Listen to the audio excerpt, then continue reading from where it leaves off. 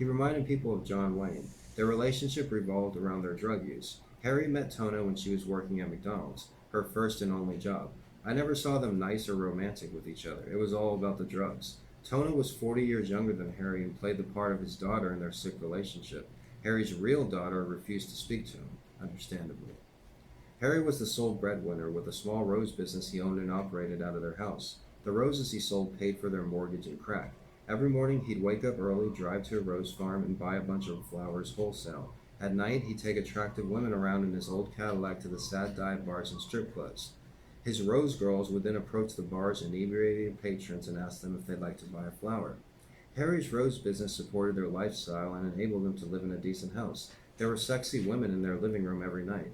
Nothing's better when you're 16 than smoking pot and drinking beer with curvy dames in short skirts and elaborate blouses. Most of the girls working for Harry were only interested in money, so the last thing on their mind was a teenager, but one girl stood out. Janet from another planet was a dark haired beauty with hair like electric space. She'd been working for Harry off and on for a few years. Most of Harry's girls would spend the majority of the night in the back room doing hard drugs, but Janet stayed in the living room and smoked pot with us kids. She hardly even drank. When the other girls would be behind closed doors doing dirty things for money, Janet would be in the living room watching MTV and hitting our homemade bomb. Janet fit in with our group. We didn't think of her as 37. She was older than Jonathan's mom, but hanging out with Janet was nothing like hanging out with Jonathan's mom.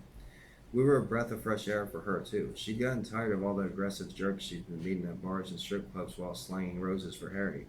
Janet was planning on hooking us with one of us from the start. She initially wanted me, obviously, but I knew anything wouldn't have ever worked out with the two of us.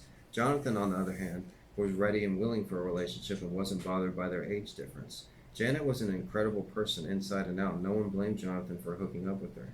He was definitely dating out of his league.